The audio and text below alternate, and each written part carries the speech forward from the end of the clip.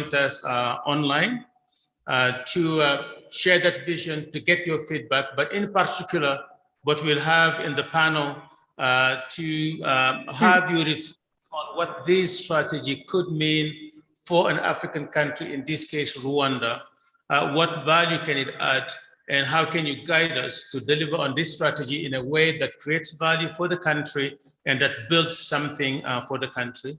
That panel is going to be facilitated by our friend and colleague, Claude Bizimana, who is the CEO of the National Agriculture Export of Rwanda.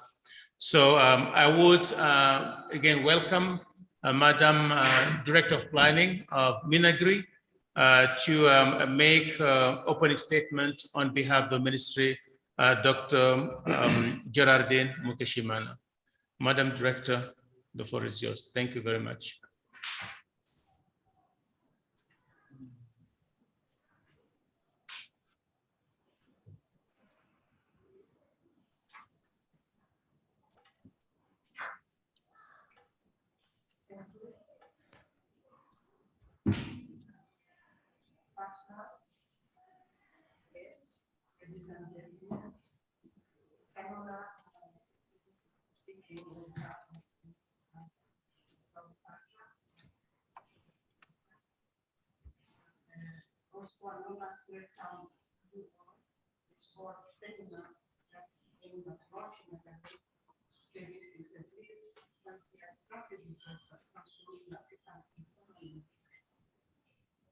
One objective of the seminar is for us to learn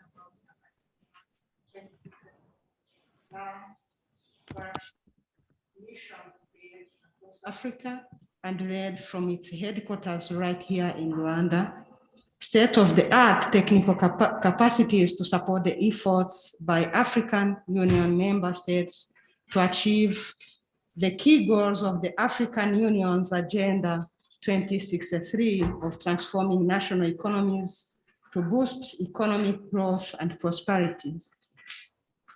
The second objective of this seminar is for us, again, to discuss how we can strategically partner with AKADEMIYA2063 in light of our mutual interests and comparative advantages of advanced evidence-based policy planning implementation in Rwanda. Ever since AKADEMIYA2063 launched these operations here in Kigali in July 2020, the Ministry of Agriculture and Animal Resources has been and remains committed to working closely with AKADEMIYA2063. To this end, Minagri is very pleased to have signed an MOU with AKADEMIYA2063 on February 25th this year, and that is aimed at enhancing evidence-based policy analysis, planning, implementation, and monitoring and evaluation in Rwanda. As laid out in the MOU, Minagri looks forward to working with AKADEMIYA2063 in the following areas. The first area is on conducting assessment of Minagri's capacity in policy and program design, implementation, and evaluation, and also developing a comprehensive 5-year capacity development plan. The second area is on providing data and analytics to guide evidence-based policy analysis, planning, implementation, and monitoring and evaluation. We are also looking at collaborating on how to build and strengthening institutional and technical capacities of Minagri for data analysis, knowledge generation, evidence-based policy and program planning, implementation, also monitoring and evaluation. Another area of collaboration is facilitating policy communication and dialogue to inform and improve the design and implementation of agriculture policies and programs in Rwanda. And last but not least, we are also looking at developing a set of state-of-the-art tools, methodology, and data infrastructure for policy analysis and monitoring and evaluation. Though AKADEMIYA may be a young organization, but it has very talented staff and experienced people who have expertise in data analytics and capacity buildings, areas in which Minagri stands to benefit. Therefore, Minagri very much looks forward to working with AKADEMIYA2063 to operationalize the MOU and to support the implementation of AKADEMIYA2063’s. And also, this is an opportunity, I can say, an opportunity we have to pledge again our commitment to collaborate and support AKADEMIYA2063 in its vision of building the expertise we need for the Africa we want. On this note, allow me to wish you a very fruitful deliberation. Thank you. Thank you very much, Dr. Chantal, for those warm words and the very strong welcome. We too look forward to working together with Minagri as a very strong partner here in Rwanda. So thank you for your warm welcome and those kind words. And also through you, thank you to Her Excellency, Dr. Jaraji Makashimana, the Minister of Agriculture, whom we understand will be joining us for the closing statement. She's outside of Kigali, but we look forward to seeing her and welcoming her. So colleagues, I think now I would like to very quickly present this strategy to you and then hand over to my colleague, Claude Bizimana, to introduce the panel and lead the discussion. So could you start the slideshow, please?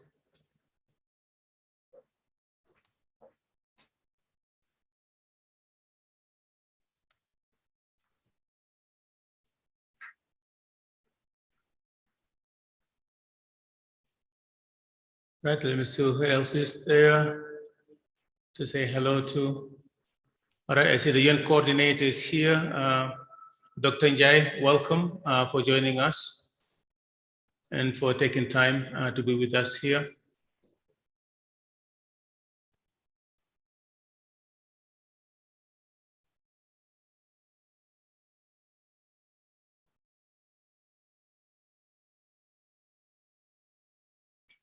I thought we tested this already yesterday.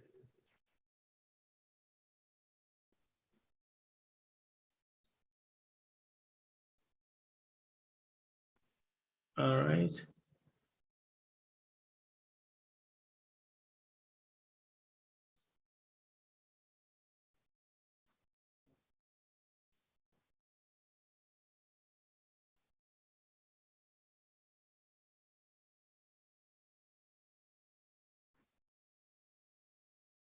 All right, then let's go to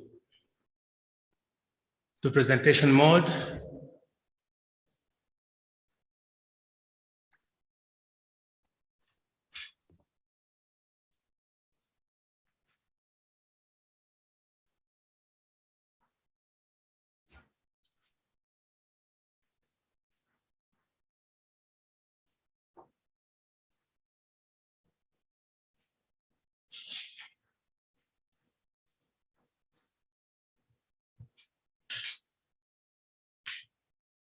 All right, so I hope the brothers can hear us as technology.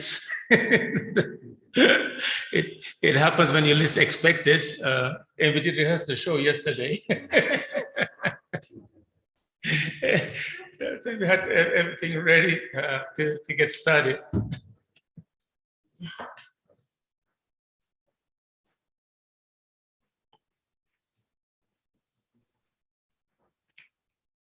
So we're locked out with a computer here. We need somebody with a correct password to open the computer again so we can get started.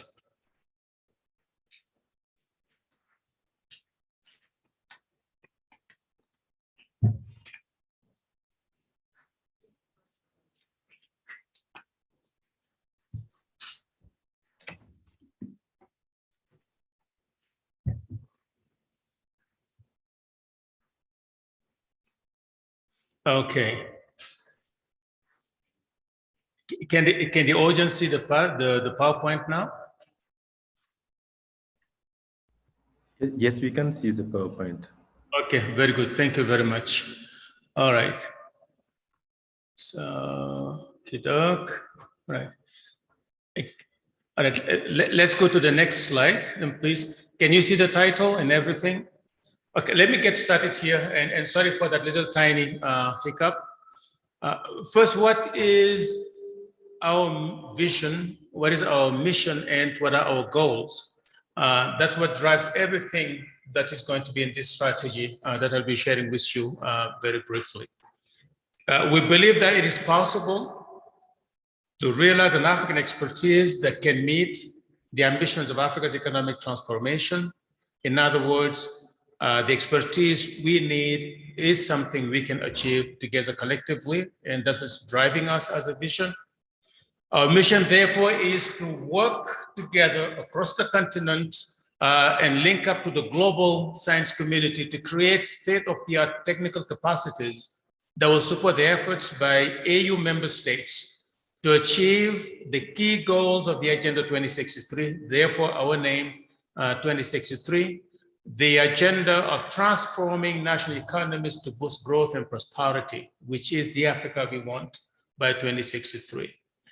The goal, therefore, is to help meet the needs of African countries in terms of data, analytics, mutual learning, benchmarking for effective implementation of the Agenda 2063 and the realization of its outcomes, not just by 1 or 2 or 3, but a critical mass of African countries so that we can get to the Africa we want.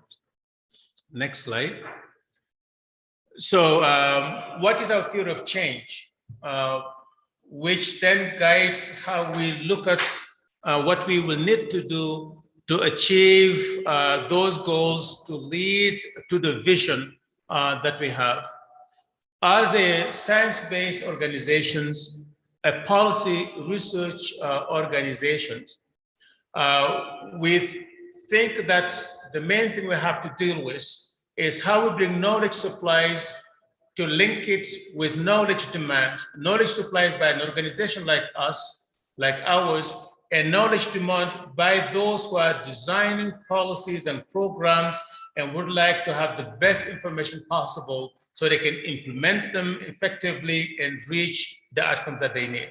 So I think if we can contribute to linking knowledge supply and knowledge demand at whatever level we're talking about, country level, regional level, continental level, and even at subnational level, once we create that connections, then those who are supposed to implement these programs will have the information they need, the guidance they need to calibrate, to target, and to achieve the best outcomes with the lowest level of resources. That is our theory of change. And once they do that, they have better policies and better development outcomes. It's that very simple thinking that's behind our theory of change. In the next slide, we then see what goes into this theory of change to link, to create the bridge between knowledge supply and knowledge demand. We think that there are 3 levels of actions for that to happen. And that's going to be driving what we do, and you'll see it later in the strategy. The first level is what we call the carrier policy processes. These linkage between the two cannot happen in a vacuum. It has to happen within the framework of an agenda, of an initiative, of a program, of something a government or an agency intends to implement that is strategic, that is of big importance to them. That's what we call the carrier policy process. They carry the effort, the energy, the attention of the government. You have to link the supply of knowledge to those who are trying to carry that policy, to implement it so that you meet the demand of knowledge. If they're dealing with cropping technology, then it's a cropping information and data answers that you need. If they're dealing with promoting trade, it's data and answers related to trade. Whatever the agenda is, those policies, you have to target it with your research. Then every program, as you know, every agenda has an organization that is in charge of it, or organizations. Those are the ones who wake up every day asking, what do I need to succeed to design this policy, to design this program so that I can reach my results? Those are the organizations to link up with because they are the ones who are looking for the solutions to the problem that they have. And that's how we can bring your supply of knowledge to that kind of knowledge they're demanding in order to be able to execute those programs and do that effectively. And within those organizations, there are the key people who are leading the organization, who are leading the implementations. Unless you can connect with them as a research organization, you cannot supply the knowledge, because they are the ones who are, in fact, those who will receive that knowledge, that will bring it into the policymaking system. So these three levels are extremely important, and we target them in our strategy in building our partnerships. We build partnership around those organizations, around those key technical stuff, to support those bigger agenda items that they have in their countries at the continental level. So we'll go and look a little bit more details. The next slide, what is involved in the knowledge demand and what's involved in the knowledge supplies and how you can support those. On the knowledge demand, we have here head of agencies that know exactly what we are talking about here when we talk about knowledge demand. You will find an agency with a very clear strategy, a very clear policy, and an action agenda. You pay attention to that, you can derive from it what are the kind of questions that emanate from that agenda. What are the kind of needs for data and analytics that that policy requires to be formulated, to be implemented? What are the kind of actions that they're trying to undertake, and how can you guide that? So what you do on the research supply side, you align your research agenda with that policy agenda. If it is around big scale irrigation, your research is around that. It is about transforming a critical value chain, your research is around that. It is about harnessing big data and working with remote sensing data, your agenda is around that. But it is that's what's happening on the knowledge demand side in terms of strategy, policy, and action that then derives what you do in your research program. If you work in Rwanda, we'll look at those big policy items and we see how we align our research to do that. Then you go to the anchor organization that I talked about, who are coordinating government actions. They are the ones who engage with non-state actors to get things done, like the NIAP will do or the other organizations. So we have to establish this strategic partnership with them. That's why we reached out to Rwanda Space, to NISAR, to the University of Rwanda and others, so that we can work together in creating the data, the analytics, the capacities to support this work. And of course, at the lower level, in those three areas, you have the operational actors, which we're doing already, because then we know each other, we have joint workshop, joint work together. When we come here, and you will hear as part of our discussion, we want to have a network where our experts will work hand in hand with the experts here in the agencies, in the knowledge centers and the like. So how do we get that to happen? The next slide, capacity strengthening, being very close, local proximity and relevance of our agenda.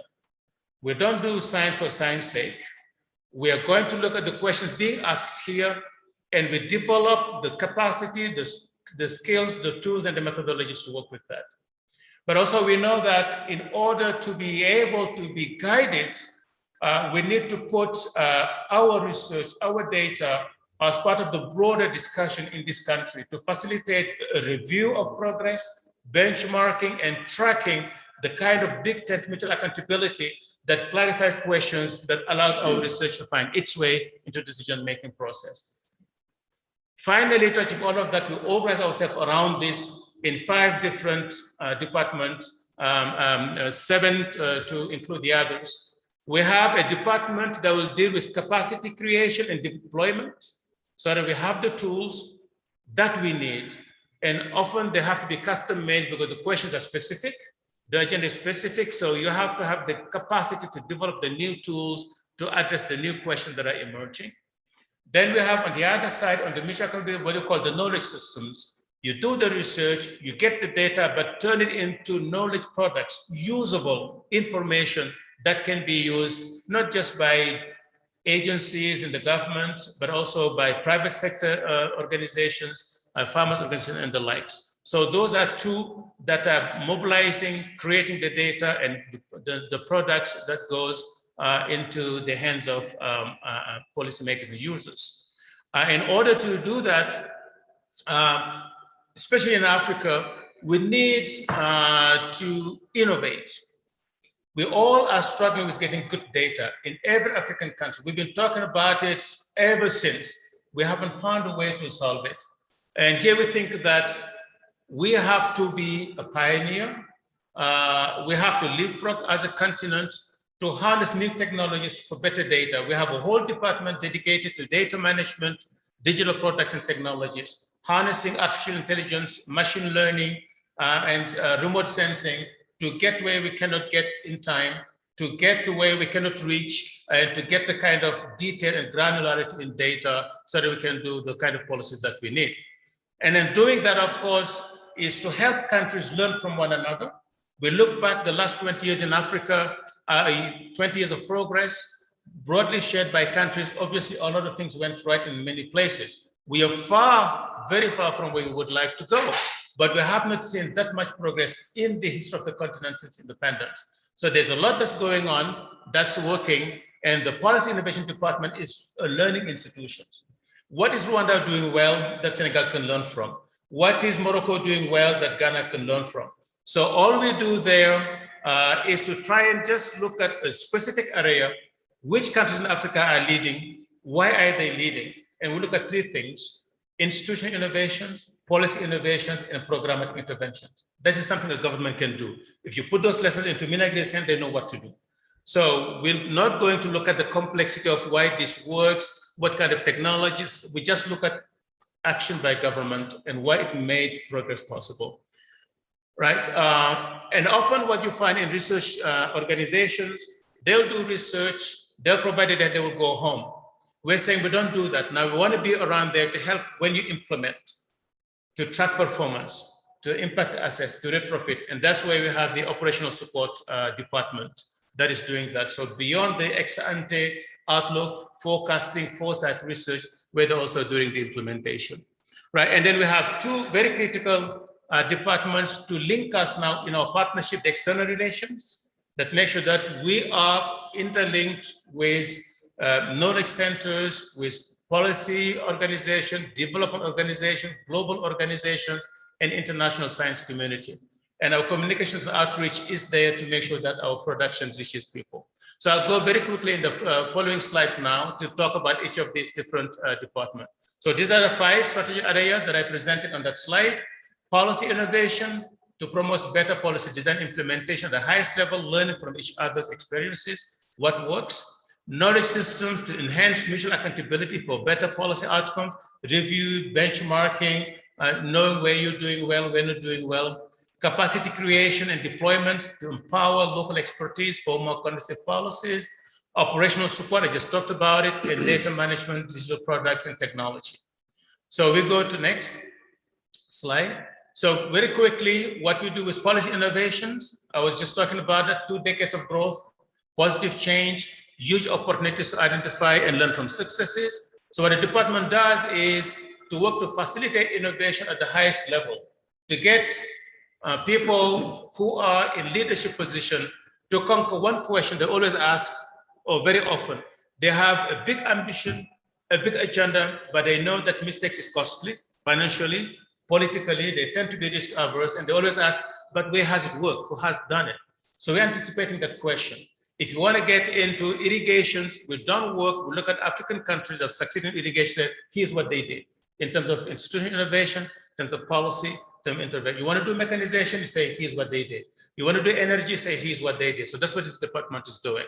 It has 2 big programs, the Malabo-Montpellier Panel and the Malabo-Montpellier Forum. The panel does the research, the forum brings high-level decision makers, permanent secretary, and ministerial levels.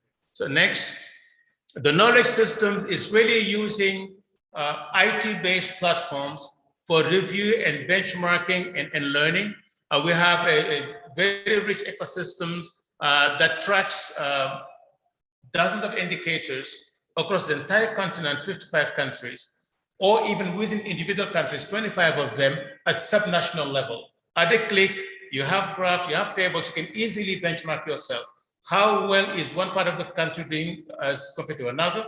And here you have geophysical, economic, social, health, and all other types of indicators that we use here. And that is the department that's also working with countries to develop capacities for data collection and data management. Next. The capacity creation development houses the African Growth and Development Policy Modeling Consortium. which is the largest network of African modelers, economic modelers, macroeconomic, sector-wide, or even specialized econometric modeling. 230 of them from 30 African countries that we work with, that we train, that we deploy to create a community of practice across the continent. And next, this is the data management, digital products and technology. This is the department where we tend to try to innovate, to be a pioneer on the continent and probably globally in harnessing artificial intelligence to cover our data gaps.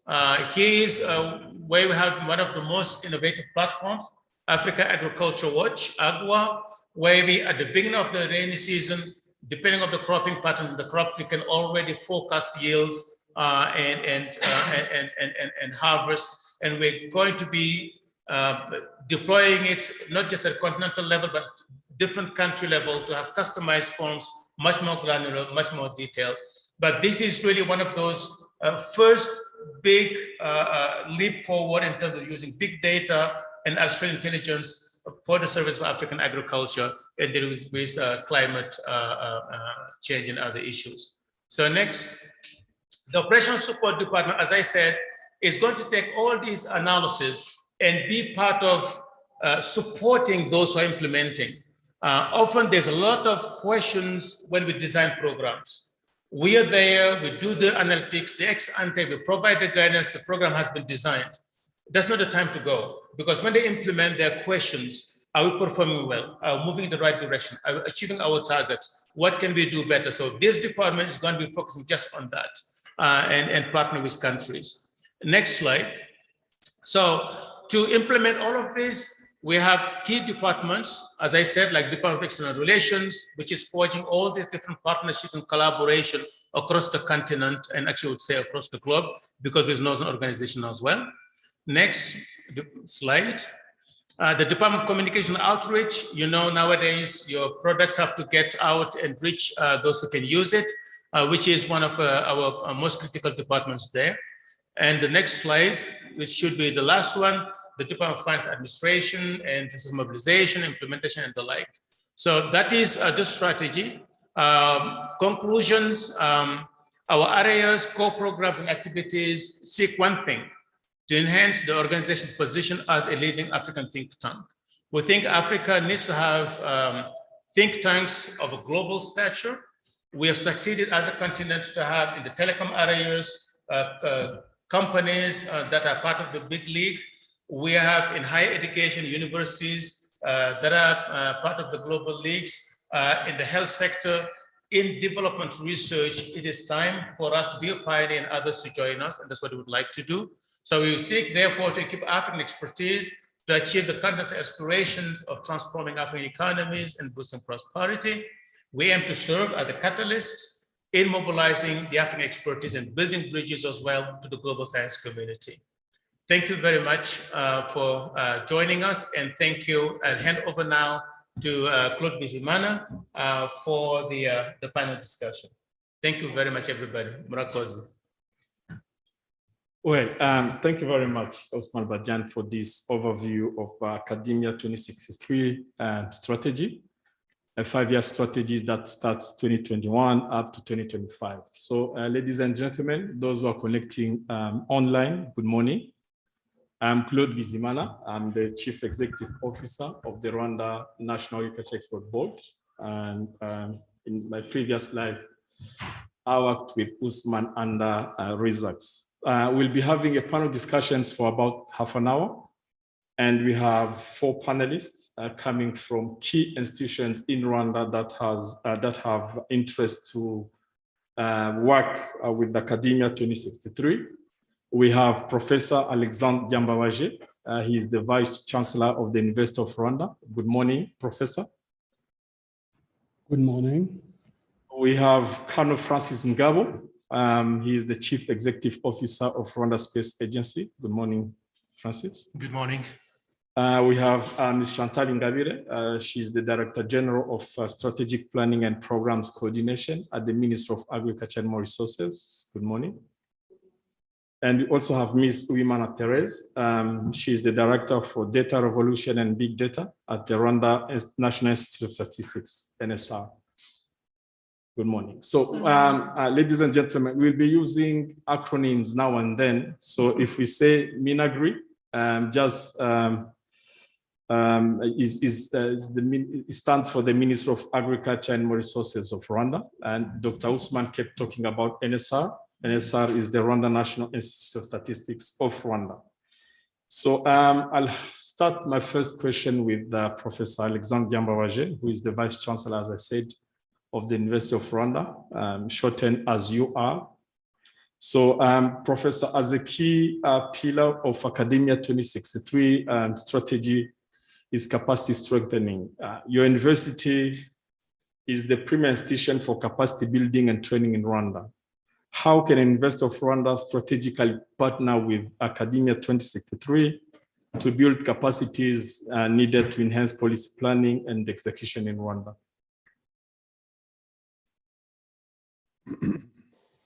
Yeah, thank you very much, Bizimana. I would like first to thank the leadership of Academia 2063 for inviting me to this important meeting, and also welcome Academia 2063 to Rwanda. When you look at the first page of the slides, it says the expertise we need. And University of Rwanda first mission is to train human resources for the development of Rwanda, of the region, of the continent, but also contribute to the development of the world as a whole.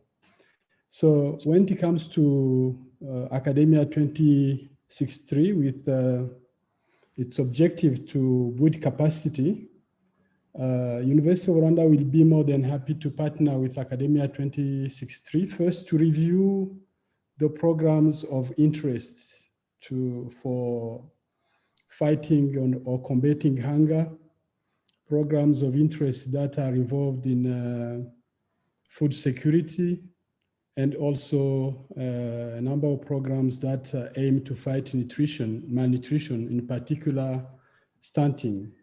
So University of Rwanda is about undertaking the curriculum review, and we will be more than happy to partner with Academia 2063 to see how this program can inform proper program that we train the human resources needed by the Ministry of Agriculture and by the country as a whole and the region. Second, it is not enough to have good programs. It is also important to interact with professionals.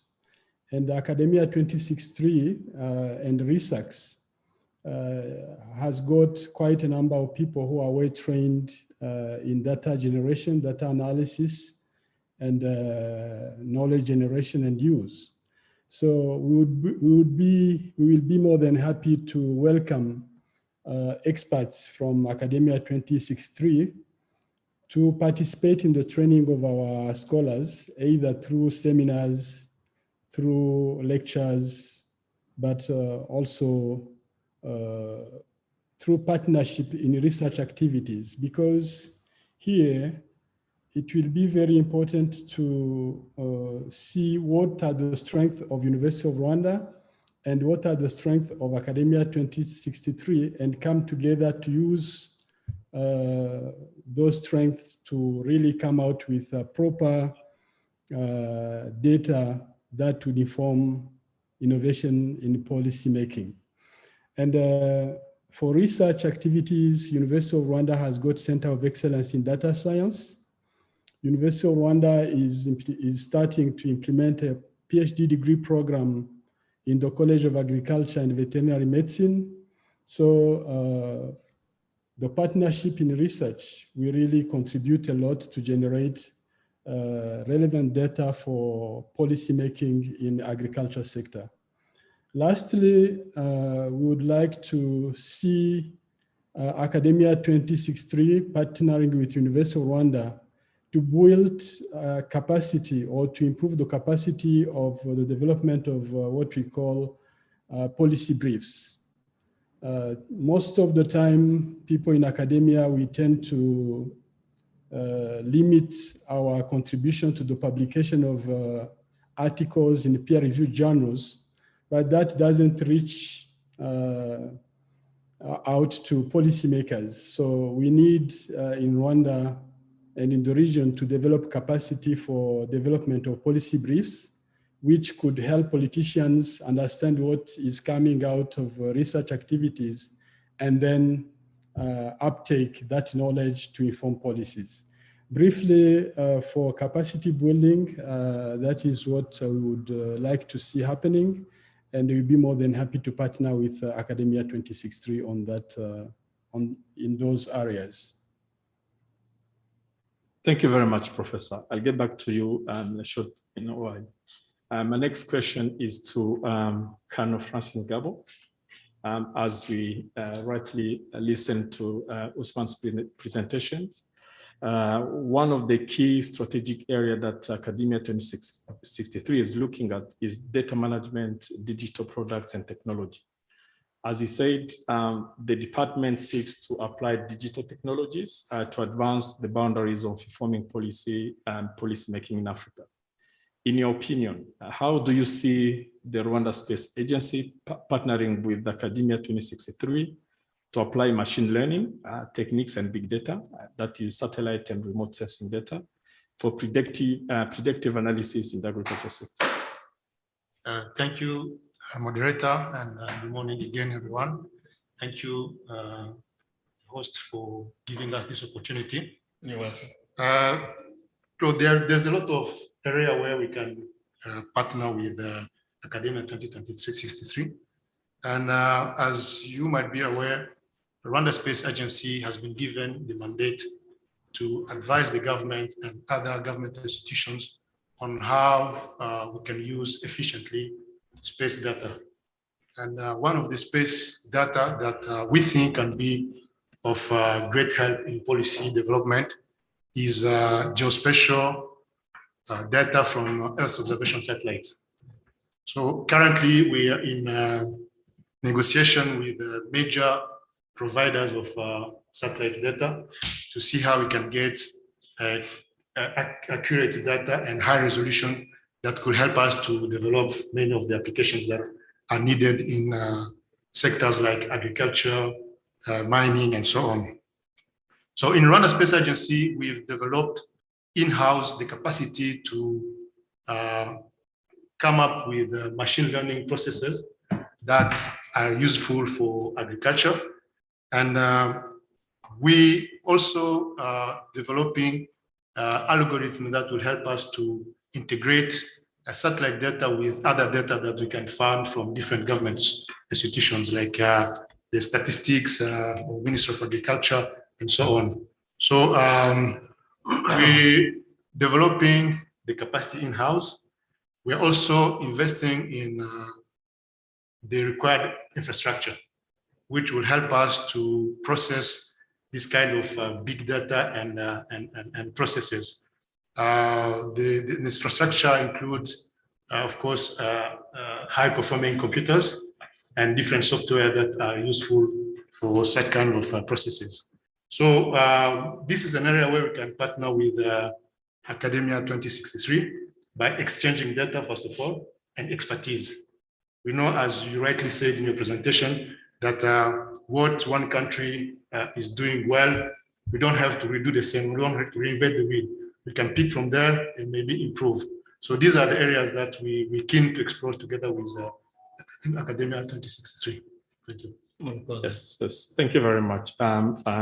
Dr. Chantal Ingabire, the second strategic area that Usman basically presented is on knowledge systems. And he said it's very important to link knowledge supply and knowledge demand, and particularly linking research with the policy at country level. In your view, what catalytic role can the Ministry of Agriculture and More Resources play in working with academia to link research to policy and ensure evidence-based agriculture planning policy and implementation in Rwanda?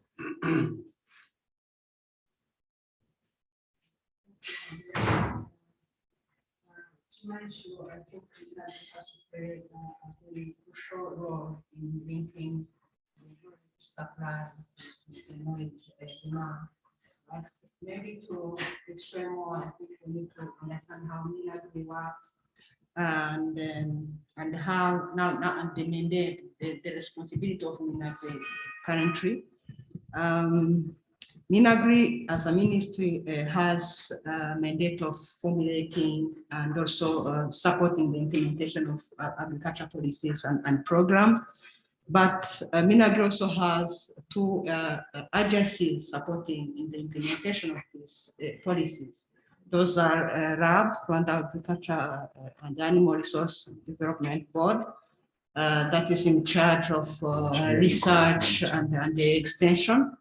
But you also have NAEB, that's another Minagri agency in charge of facilitating agriculture exports. So these are the two agencies supporting Minagri to implement agriculture policies and programs. But we know that beyond working with these two agencies, Minagri also has a responsibility of coordinating different partners, non-state partners, NGOs, for example, and development partners that are intervening in the agriculture sector. We have that role of coordinating their interventions and make sure their interventions, their programs are aligned with the national agriculture policies and other government programs to promote agriculture development. So we still face some challenges, as already mentioned by Dr. Usman, in terms of accessing quality and timely data that could be informing policy development. And we also have another challenge that is a very limited number of source of data, the knowledge centers. That's still very limited, and that's why we really warmly welcome AKADEMIYA2063 in Kigali. And apart from that, we also are still facing a challenge in terms of coordination that needs to be improved, coordination of the different knowledge centers, I can say.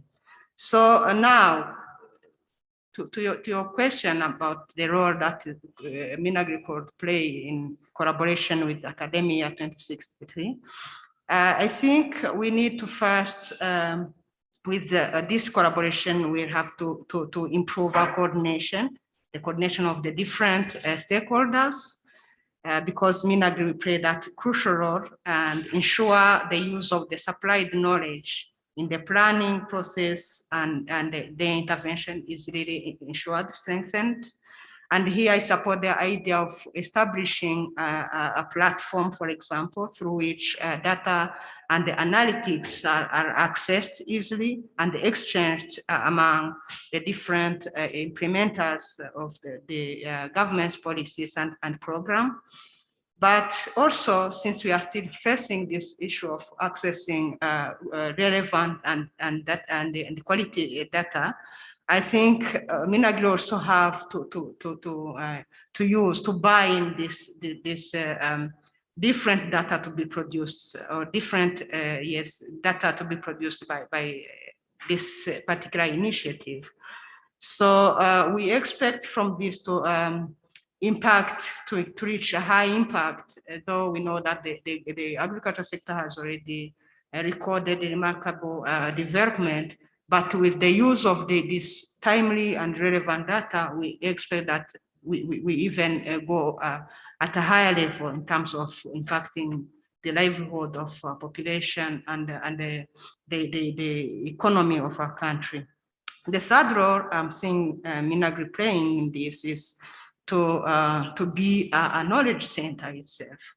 Yeah, so far we collect some data regularly, quarterly basis, annually, but with this initiative, we are aiming at improving our system and also become a knowledgeable center of knowledge that could supply relevant information through, of course, our research institution and the extension agencies. Thank you. So thank you very much, Dr. Chantal. Let me go back to Therese, Madame Marie-Therese. We know that timely and reliable data analysis are essential for effective policy planning and implementation. And that's an area that we are seeing AKADEMIYA2063 bringing an expertise into it. So given the leading role that the National Institute of Statistics of Rwanda plays in this regard, how can NSR work with AKADEMIYA2063 to strategically partner and strengthen data systems in Rwanda, including data collection, analysis, management, and use? Thank you, moderator.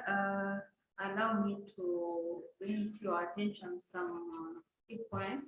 That NISR has been mandated to lead the implementation of the National Data Revolution. That policy, for those who don't know, it aims at building an innovation that enable industry to harness rapid socio-economic development for the country.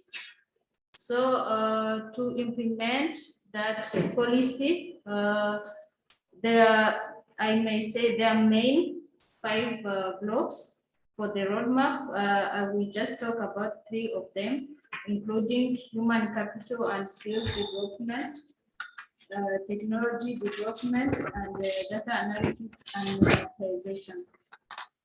So from what Dr. Osman said, academia is bringing in more expertise, mainly, if I may give an example, in human capital. We need to partner for the capacity building in advanced data analytics to make more use of data science techniques.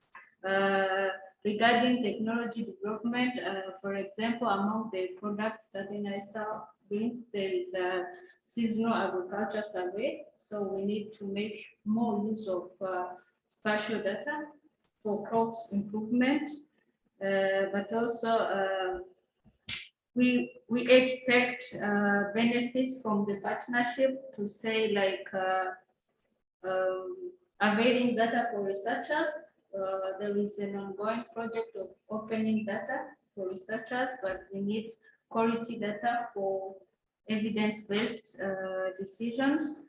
Also, that open data will help enhancing transparency and promoting citizen participation through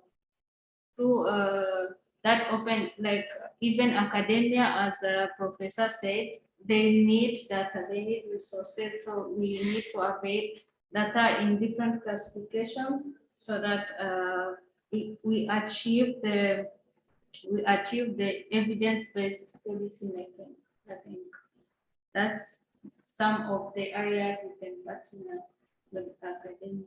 All right, thank you very much. I'll have a follow-up question on that later. But let me go back to Professor Yambabaji. It's also a follow-up question to my first question that was looking at a partnership with AKADEMIYA2063. AKADEMIYA2063 has proposed to set up, in collaboration with the other partners, what they call a local analytical network in Rwanda. And this intends to bring together local centers of expertise to meet knowledge demand of policymakers. In your view, what are the essential ingredients for successful establishing an inclusive and well-functioning analytical data, an analytical network, and having in mind that this analytical network will have to respond to the knowledge needs of the agriculture sector?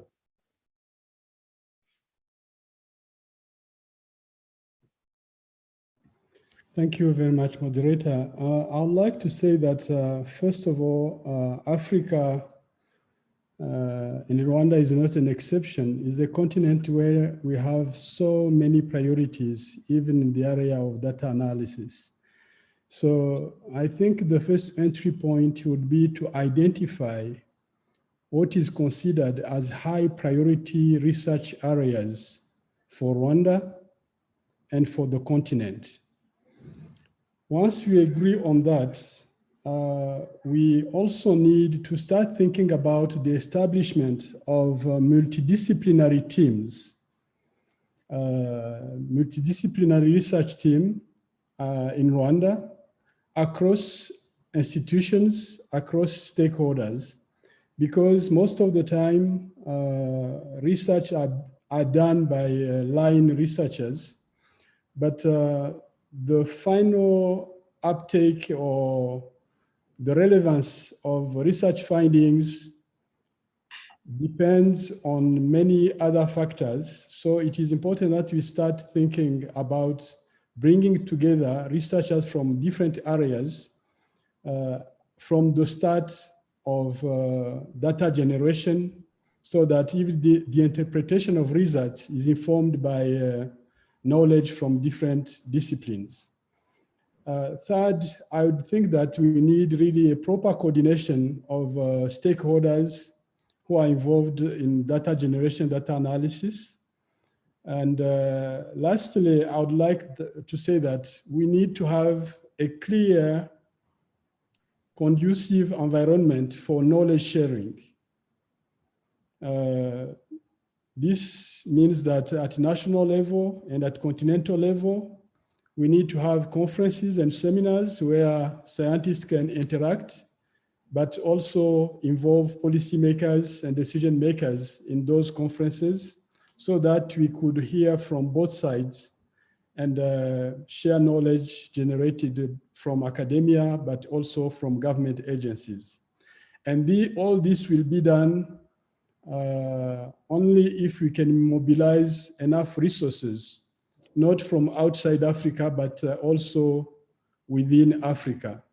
For Rwanda, for instance, the National Commission for Science and Technology will be instrumental in the mobilization of needed funds for research, but also to inform high priority research areas, including in agriculture sector, in collaboration with the Ministry of Agriculture and Rwanda Agriculture Board. So this is mainly what I would see being a framework that can help us put in place a network that can work and address the concerns of our government, our country, and also, since we have African centers of excellence, we may not limit ourselves to Rwanda only, but we have also to think broadly and also address issues for the continent and for the region. I thank you. Thank you very much indeed, Professor Kanongabo. In June 2021, AKADEMIYA2063 launched an innovative interactive web-based platform, the Africa Agriculture Watch, which is a computer-based model that can be used to access prediction of agriculture yields and production across several crops. How can such a platform be most useful to Rwanda Space Agency, and how the agency would partner with academia in adapting and applying the platform in Rwanda to guide agriculture decision-making in the country? Thank you, moderator. The platform indeed is very useful. I myself have gone through it several times to check on some parameters. And the initiative to create such a platform is really commendable. And one of the areas where Rwanda Space Agency and AKADEMIYA2063 can partner is, for example, to improve the way the prediction is done and narrow it to the level where we can even go to the level where we can see small size farms. As you might be aware, in our region, the practice of farming into a small or medium-sized plot is so common. So it's an area where we can work together and see how we can narrow down the algorithm to see those small size plots. Another area where we can partner together is to develop machine learning and processes which can go down further and include other crops that are not on the list of what AGWA is providing. I checked yesterday while preparing for this meeting, and I saw that in this area of in our country, for example, only maize is being monitored. But we can work together and include other crops, staple crops like banana, beans, cassava, which are so common not only in Rwanda but in other area of in this region of Africa. Of course, I know this might need the need of high sensitivity and hyperspectral satellite data and high resolution data of satellite. But it's an area where we can explore the Rwanda Space Agency and the Academia 2023 and see if we can add that on the list of the service provided. Thank you. Yes, thank you very much. Dr. Chantal, a follow-up to the first questions about knowledge systems and the importance of linking knowledge supply to knowledge demand. Academia 2063 has proposed to set up, of course, in collaboration with other partners, to mobilize local expertise to meet the data analytical needs of the Ministry of Agriculture and Animal Resources, but also other policy-making institutions in Rwanda. In your view, what are the priority data and analytical gaps that such a network would have to tackle? Thank you, moderator. I think it's a good question, because as I have already mentioned, we still have gaps in terms of having timely and relevant data. In this meeting, maybe I don't think I will be able to have or to give the full list of the priority data we need, but maybe I can give few examples. For example, we need to know the impact of different programs. For example, the subsidy program we have, input subsidy program we have, the social protection program we have, like getting their impact on different outcomes such as food security, poverty reduction at household level is not really empirically measured so far, to my knowledge. So I think that could be the first priority, to my understanding, we should look at, because I know the government is really investing a lot in subsidizing these inputs. And yes, we know that there have been so much, remarkable achievement in terms of production in Rwanda, agricultural production. But an empirical analysis of this change, of this impact, is not really known.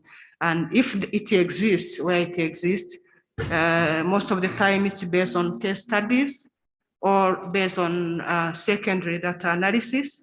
So I think with this collaboration, we can look at how we analyze this based on household level data, and this at a national level.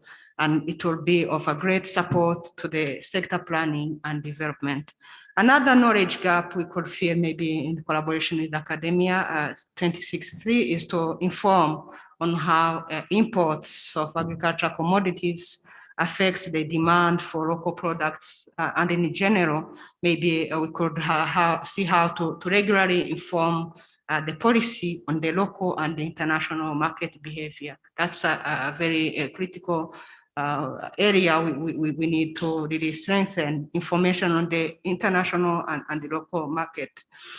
And we also have to think about climate change and its effect on the sector. And how is it affecting, for example, the weather, how is it affecting the agricultural value chains that the government, the ministry is striving to develop and strengthen.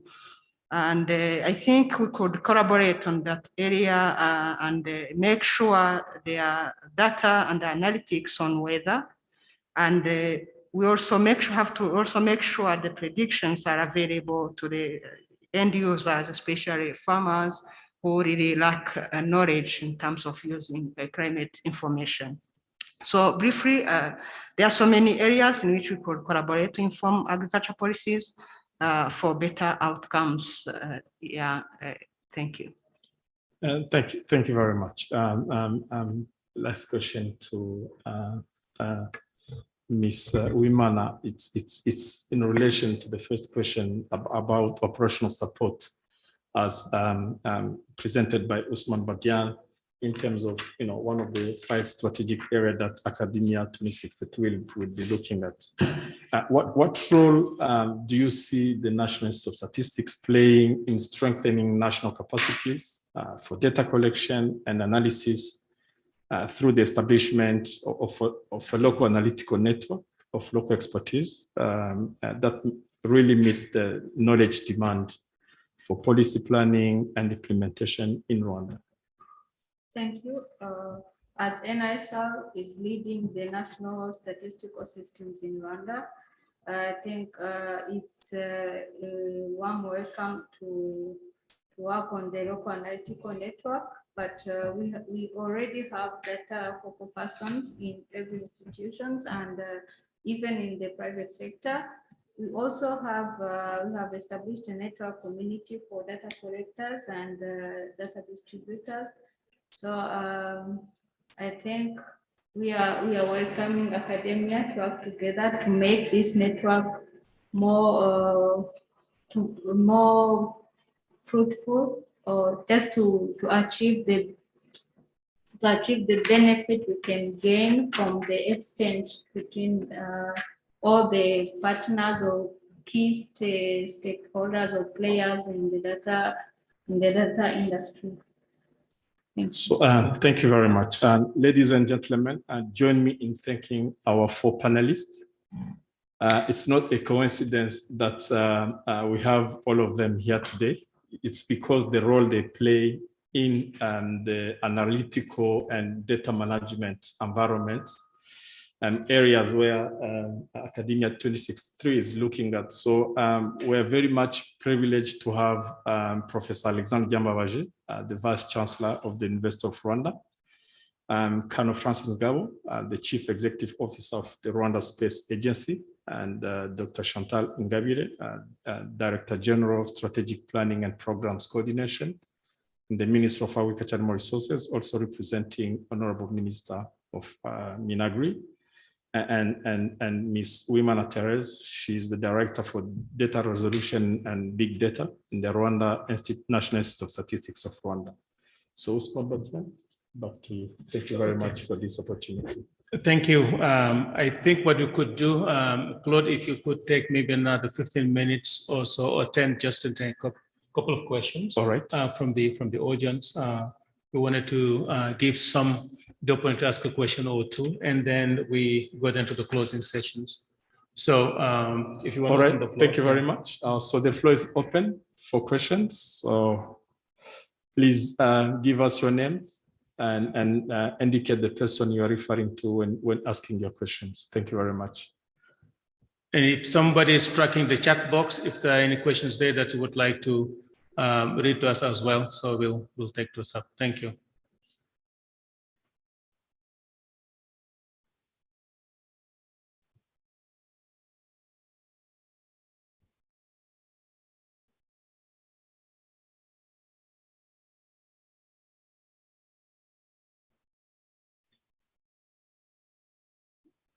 I didn't see any hands.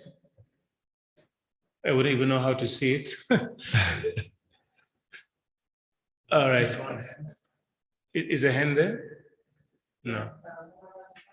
Okay, then, yeah, I think there's one hand there. Professor Ka, is it? Yes, okay. Yes, please. Yes, good morning, good afternoon, depending where you are. I'm calling in from Geneva, Switzerland. I'm a member of the Malabo Montpellier panel. First of all, I want to congratulate Usman and the board and the team that put together this very focused and pertinent strategy for academia, more pertinent as we actually think about the requirements of post-pandemic.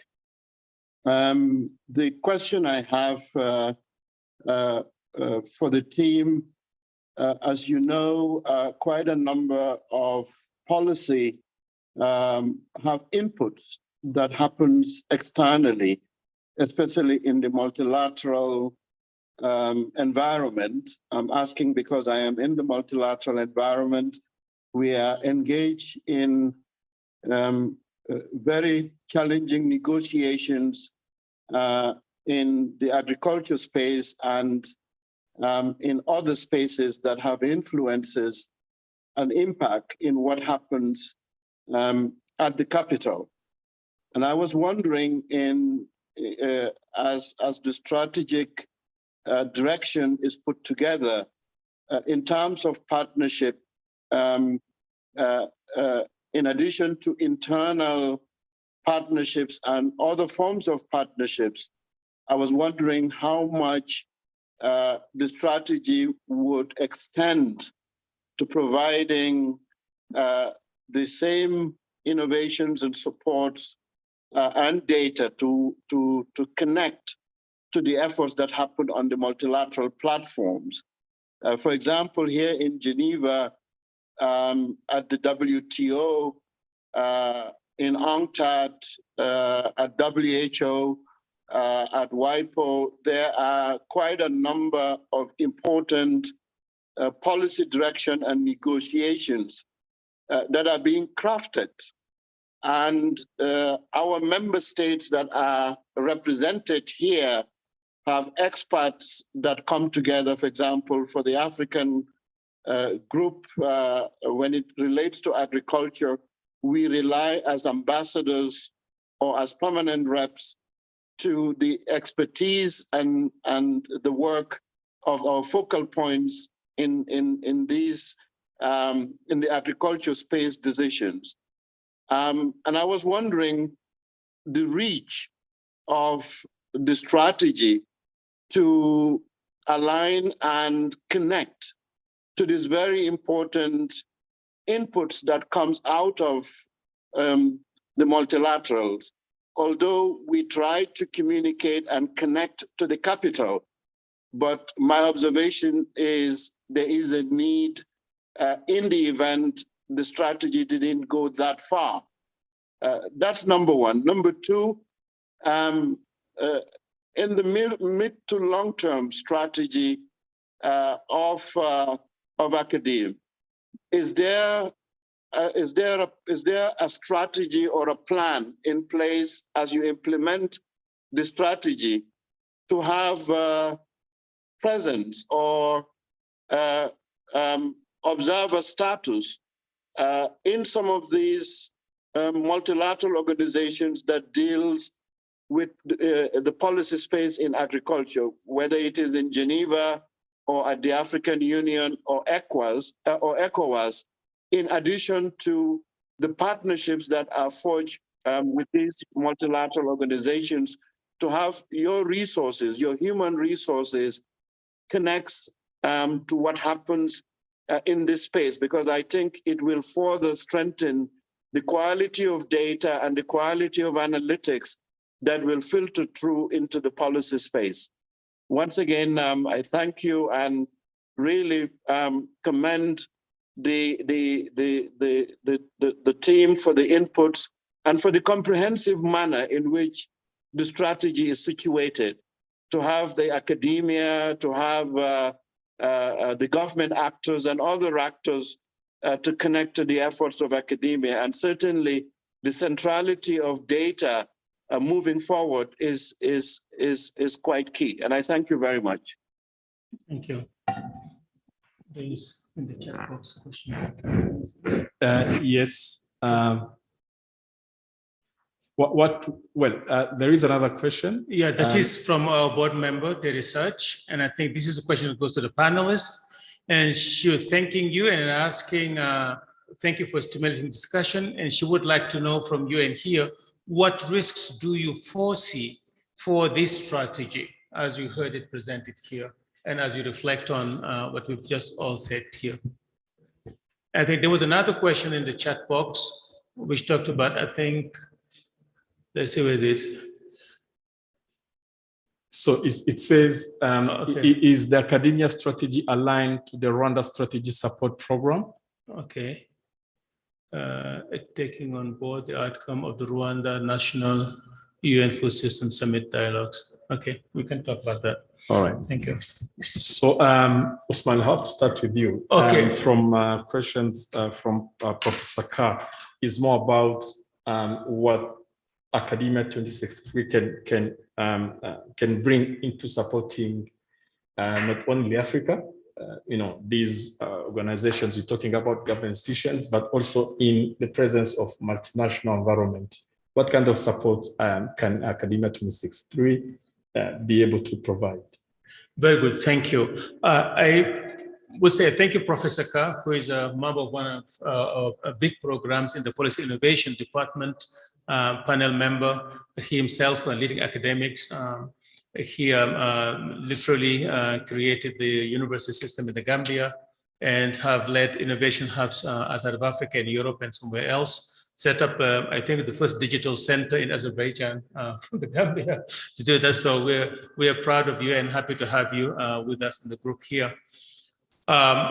If you look at the example of the ongoing UN Food System summits, that's where you see what an organization like Academia 2063 can bring. And we will be presenting it to our boards tomorrow and the day after tomorrow. But we have been able to provide kind of a surge, getting African think tanks, not only us, but across the continent, universities, think tanks, and research centers, agricultural national research systems to come together to reflect on what the issues are for Africa, supporting the African Union Commission to develop an African position and going into the Food System Summit. So that's something I think you could do. As I said, once you get something going on where the energies are coalescing and people want to do something, you can support that. What we also could do, you talked about UNCTAD and WTO. One of our programs we're just now about to launch is going to set up a platform for trade outlook data, global trade outlook, regional trade outlook. And as you know, we have one of the only flagship dedicated to trade, agricultural trade in Africa. So we'll be providing more analytics and data to engage with the global negotiations and global trade agenda, which is closer to agriculture and what we do. So WIPO, not that very close to what we do, but in particular in the migration area, the trade area, I think we should be able to mobilize, just like we did for the Food System Summit, work with African think tanks, centers of expertise to bring the African academic voice to be heard. And we certainly, as we partner with organizations like FAO, we have a close working relationship evolving with IFAD, with OECD. We do certain things from time to time. I think we can expand those and see how we can be a strategic partner to the WTO and WHO as we talk about health issues and how they're interconnected with agriculture. So I think we are positioned to do that. We will be able to fortunately tap into the experience of our board members that have, two of them have been active in the global system, those global agencies, and certainly can guide us as we intend to do that. So that we're prepared, I think, for, and we'll be able to play the same critical role that we did under the Food System Summit. Thank you. Thank you very much, Usman Badjan. We have two questions, one on risks that we foresee in terms of implementation of Academia 2063 strategy. Another one is alignments to national programs and policies. So on risks, I'll give Professor Yambabaje a minute to tell us whether he might anticipate risks in implementing Academia 2063 strategy. Then on alignment, I'll give the floor to Dr. Chantal, since she's representing the Ministry of Agriculture and Human Resources, to tell us whether at this particular stage we can think of alignments, or if yes, then that's fine. If not, at what time would you want to see alignment of academia strategy into national planning and processes? So Professor, back to you. I'll have to acknowledge, 1 second, Professor. I'll have to acknowledge the presence of Honorable Minister of Agriculture and Resources. She has joined us. She's online. So Honorable Minister, you are welcome. In case there is any intervention, please feel free to let us know. So Professor Diamba.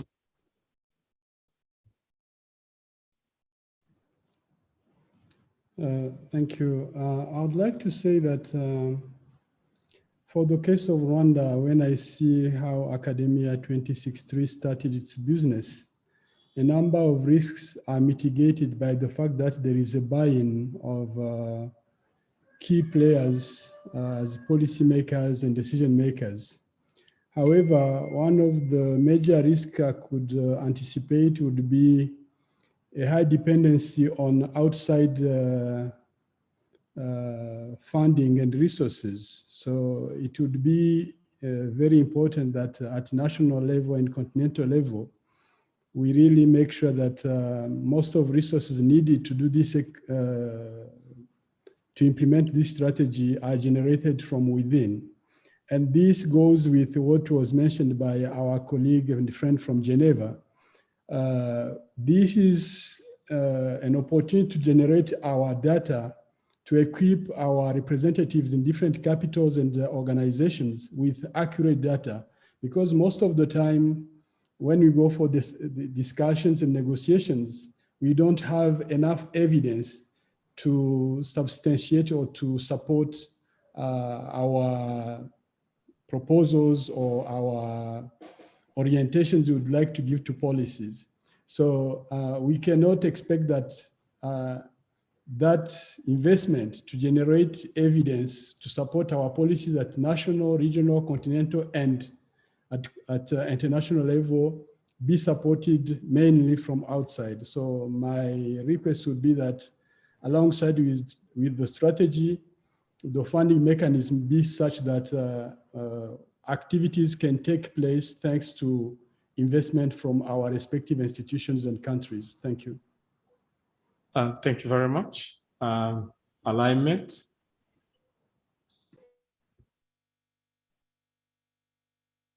Yes, please. Yeah, thank you, moderator. I think the question was about whether this AKADEMIYA2063 is aligned with the national programs, right? Yes, please. Yeah, it's really perfectly aligned, I can say, because as you all know, the government of Rwanda is now striving, envisioning to transform our society into a knowledge-based society. So we warmly welcome this initiative because we want to base all our planning, our implementation of the different programs on the knowledge, on the evidence from the ground. So it's totally aligned to this, and already with the few we have, despite the gaps we have already mentioned, our annual plannings at Minagri, for example, are always done based on the different information we have from the field. So it's aligned. Thank you. So alignment is there. Yeah. And as you already mentioned in your opening statement, there is also an MOU between academia and the Ministry of Agriculture and Resources. So this MOU gives the framework of collaboration, partnership with the agriculture sector. Kind of Francis Ngabo, in terms of what you see institutions contributing to AKADEMIYA2063 strategy to make it more successful, what would you recommend? Thank you, moderator. I would like to link this question to the first question of Professor Ka. Mm-hmm. He asks, one aspect of this question is to see how other institutions outside the country can contribute into the formulating of our policies. Mm-hmm. I think some policies are stronger only if they accommodate input and benchmarking from other institutions outside the country. So I think that an input from intergovernment, international NGOs or intergovernment organization can only be welcome when it comes to big policies like the one Dr. Osman has been advocating. So, for example, in our case as Rwanda Space Agency, whatever policy that we will be doing and we'll be developing for better utilization of space data for the sector like agriculture and so on, we're very much welcoming input from established institutions with experience, because we know that by sharing this kind of experience, we can only be stronger. Thank you. So thank you very much. There was a question from the chat box. Does AKADEMIYA2063, does AKADEMIYA2063 have plans to have some fellowship collaborations with PhD students? Usman? I can talk about what we're doing now and what we hope to be able to do in Rwanda and beyond. I mentioned in our department capacity and deployment, the African Growth and Development Policy Modeling Consortium, which we started in 2010, because we discovered that while doing work for ECOWAS, we needed more hands than we had in-house. So we went around the region. We identified 12 people, well-trained, strong skills. We brought them together and really built a war room, so to say. And within a year, we could support all 15 member states of ECOWAS with the data and the analytics they need to develop their investment plans. Then at the end of the year, I discovered that of those 12, only 2 were really grounded in academia and research. Others were freelancing consultants or working with a consulting company, or were the only professor in the university doing that kind of work, which meant that 3, 4, 5 years down the road, the skills will be rusted and you'll lose that base. So we decided to provide a community of practice to those other 10 people that were in that conditions, but also extend it because we knew that there were a lot of cases like that. That's how we created that modeling consortium to try and identify the leading experts across the continent, young and coming. Anybody with PhD older than 15 years is not part of that, because we want to have the young next generation. And we've been getting them in small groups, cohorts, competitively applying 10 to 15 to 20 to 30. Over the years, we've reached 230 from 30 countries. And then they're being supported with advanced training and modeling skills, very strong small networks specialized in trade, in value chain assessment, in impact assessment, so on and so forth. So that was a network where it's competitive to get in, but once you get into, you have a lot of strong support there. We have had a lot of demand for the different training materials from the consortium, 10 to 12 courses a year. Because they're all paid, it couldn't be open to non-members. We are now going to set up what we call the aggregate schools going forward, where this training could be made available to non-members on a routine basis. And I think that is something that's going to be reaching more people in terms of training. What we do, which is more limited, where we have the offices, we work with universities to supervise theses, to host students, to have interns, but that cannot go in the hundreds, right? They were talking about the tens of thousands and so on and so forth. Depending on here what we could do with University of Rwanda and other higher learning centers, we could have a program where we have some cohorts that could be much bigger than that in terms of supporting and supervising and just exposing students to emerging tools and skills and other things. So those are the different options. We have to do that, but we're open to ideas and suggestions from here as we start this partnership with the University of Rwanda and other centers of expertise. Thank you. So thank you very much, Usman. We welcome as many questions as we can get through the chat box, but time is not on our side. So please keep sending your questions and we'll have time to compile all of them and respond to them. This is a time now for the closing statements. This is 10:30 and we have 10 minutes to be precise, to keep the time that was allocated to this session. So for the closing statements, we'll be having the board member and the executive chairperson, the two from Academia 2063. And then lastly, we'll have Dr. Geraldine Mukeshimana, who is the Minister of Agriculture and Animal Resources in Rwanda. Our board member is Dixon Ngube from South Africa. Yes, Dixon, the floor is yours. Thank you very much, Osman, and to the Honorable Minister, the distinguished guests, ladies and gentlemen, on behalf of the Board of Trustees of Academia 2063, Honorable Minister Geraldine Mukeshimana, Minister of Agriculture and Animal Resources, our able Executive Chairperson, Dr. Osman Baidiane, the distinguished panelists who gave us a very nice insight of the experiences of Rwanda under our able moderator, the partners, and all of you participants. Let me thank you all for making this a very successful board seminar. Osman, you never cease to amaze me with your understanding of issues as you went through this strategy plan. I must take my hat off. You're a greater Pan-Africanist. One of the most interesting things that I picked as the strategy plan was being rolled out is the issue of supply and demand. As you know, I come from the finance and accounting background. So to us, things get reduced almost always to supply and demand.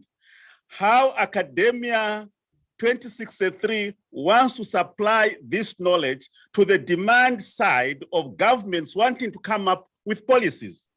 Let me also add on to our management team as you roll out this strategy. In addition, just to looking for the demand, you must also create it. Someone sent me a joke yesterday, which sits in very well.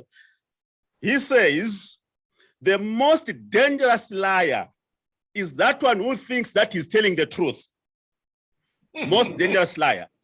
Most of our people are not able to demand this important information, not because that they don't need it, but because they don't know they need it. Both of us, all of us, the partners, the management, the board, we must all become the ones who advocate for this consolidated approach to our people so that they understand the need for this important information. Ladies and gentlemen, I've always said, I'm very disappointed by our continent. When we are talking about vaccines for COVID, most of our information is coming from prophets, not from scientists. We cannot be a continent controlled by spiritualism that we don't even know what to talk about. This is what Academia 2063 is trying to remove from the continent. Be an information-based, research-based continent whose policies and decisions are based on informed knowledge. And you have seen from the structure of the strategy that the need for partnerships, and that cuts across whether the partnership is a government, a donor, any other partner. This is what will make this strategy work. That is how Africa is going to succeed if we all work together towards just this important achievement. In fact, we as a board of trustees, and indeed our staff within Academia 2063, we are very committed to ensuring that the continent of Africa improves its agricultural abilities. May I just say that as I'm sitting here, I'm not in South Africa today, I'm a Zambian, so I'm in Zambia. There's just been a new government that has been ushered in. And one of their key messages was that we are only going to reduce poverty and increase unemployment among our people if we can anchor our development on agriculture. So I'll see how, if possible, I can link up with the Ministry of Agriculture, if I manage to get time to see them, and introduce them to Academia 2063 so that they can understand how they can improve this agriculture. You know, we cannot continue saying we're growing maize. This is a place where maize can't grow. You want to grow maize because we grew up thinking that only maize is agriculture. It's important for us to start extending and get information, an informed decision on what crop or what animal to put in a certain area for us to improve our agriculture. Let me say that this approach, especially as we extend it to every other profession, accountant, lawyer, doctor, is what is going to make us achieve the 7 aspirations of Agenda 2063. That will result in that Africa that we want. That united, prosperous, and peaceful Africa, driven by its own citizens and representing a dynamic force in this world that we live in. Thank you very much, all of you, for listening to us. Thank you very much, Mr. Vixon Nkube, the Academia 2063 board member. And mostly thank you for taking your time and pledging to advocate for academia starting in Zambia and over the continent. So thank you very much for that. Then Dr. Osman Badjan, the executive chairperson, the floor is yours. Thank you. I'll be very brief. The note from a board of trustee member about how you can stimulate demand as well is the philosophy behind our partnership strategy. Linking up very early. Her Excellency Minister Mukeshimana will tell you how often we have been in her office and worked with her team to come up with our partnership framework with them. So I see just one question before I close, how much we support the CADEBINA review. We are very proud to say that we are the machine behind the CADEBINA review. We define the indicators, we support the countries, we set up the digital infrastructure for it. So my team can send you more information about the BINA review team and how we support them. So all I'm going to do here is, first of all, to thank Her Excellency Dr. Mukeshimana for taking the time to join us with the support she's always shown and the readiness to be there whenever Academia 2063 needed her, but also for welcoming us here in Rwanda. I would like to thank our panelists from Rwanda Space Agency. Excellent having you here, sir, with us. We have started discussion for a while to work together, and we'll be following up. Also, of course, a pleasure having the NISR representative here, Madam Therese. We've also had some interactions, and we'll continue to do that. Actually, we have a technical event on Monday to go into the details here. And of course, the Director General of Planning. So thank you to those who join us. There are very many friends around. I saw Tom Arnold, also a member of the Malabo Montpellier panel with us. So thank you, those who haven't seen the names of, for taking your time to join us. We look forward to interacting with you. Please drop us your questions, your comments. Visit our website, academia2063.org, the RESAC's website, and the entire ecosystem, and please stay in touch. Thank you, everybody. And Claude, thank you for your time to come here and be part of this event. Thank you to our board members who are here with us as well. Thank you. So thank you very much, Dr. Osman Badjan. It's an honor and privilege really to be part of these discussions, not only where we are sitting, but also what we're discussing and how it can even affect not only Rwanda as a country, but also the continent, and positioning the continent, as Professor Carr said, more strategically in this multinational or multilateral environment. So thank you very much. It's my honor and privilege to give the floor to Honorable Minister of Agriculture and More Resources, Dr. Geraldine Mukeshimana, for her closing statement. Honorable Minister. Thank you, Claude. And dear board members and Osman and so many colleagues and friends on the meeting. Thank you for waking up so early to attend this meeting, and I'm really happy to see how well represented this seminar has been. And I want to thank Academia63 for organizing this seminar, and also for having chosen Rwanda to be the home of Academia 2063. Academia 2063 has shared us with its 5-year strategy that is going to help them to advance the mission, to provide data, to provide policy analysis, and to provide the capacity that can help us as African members of, the members of African Union, and be able to achieve our economic transformation and shared prosperity. And I saw in the questions that someone asked if this Academia 2063 is going to be supporting the Marabo, CADAP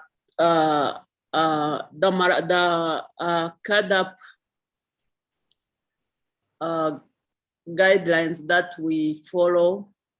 And I'm happy to report that we have been discussing with them how they can help countries to really get hold on data, because when you look at the CADAP scorecard, most of us countries, we deeply suffer from the lack of information, the way data has been collected, the way it's reported, and the way to provide the evidence that we are making progress. So I'm happy to see that Academia 2063 is up and running, because that's, I hope, Osman, that's one of the goal as we have been discussing.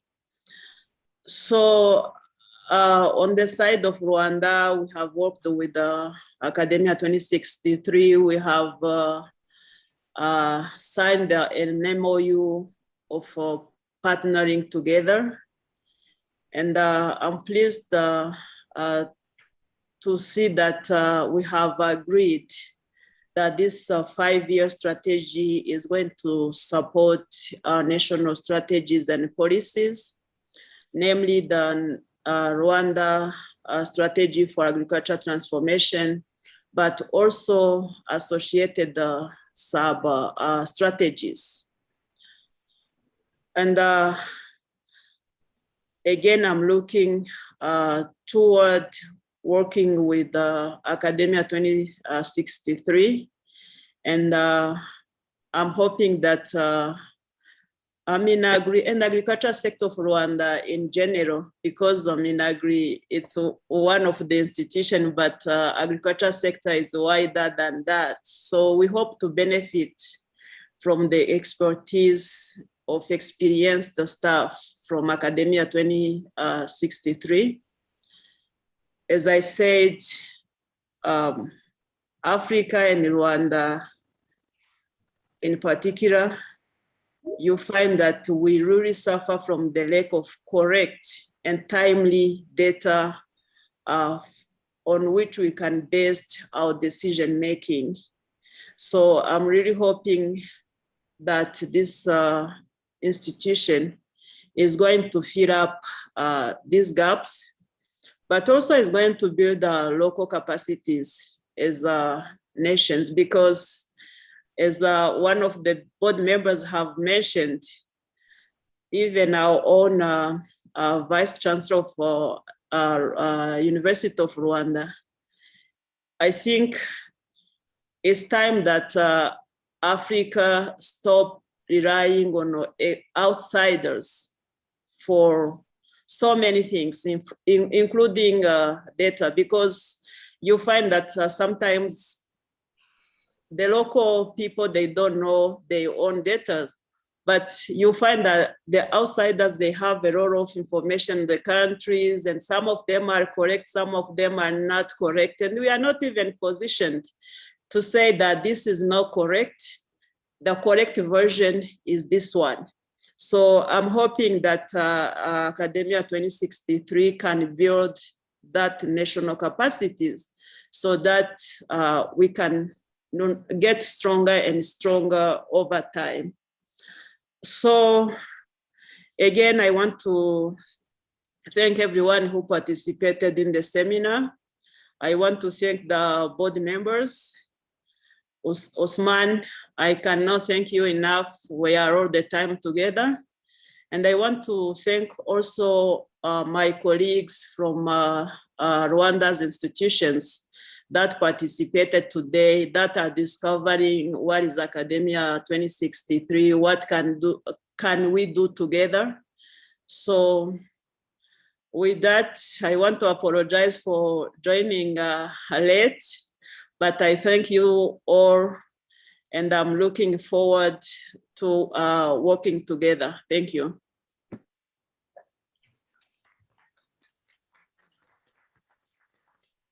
So thank you very much, Honorable Minister, for that. You can yes, ladies and gentlemen, all protocols observed. We've indicated that this meeting was to start 9 and end at 10:40. This is just 10:47. So thank you very much. I was really worth listening to every statement that was made today. So we can confidently say that history is being made today in Rwanda. So we look forward to working with you in the future, and good day and good evening, depending where you're connecting from. Bye-bye. Thank you, everybody.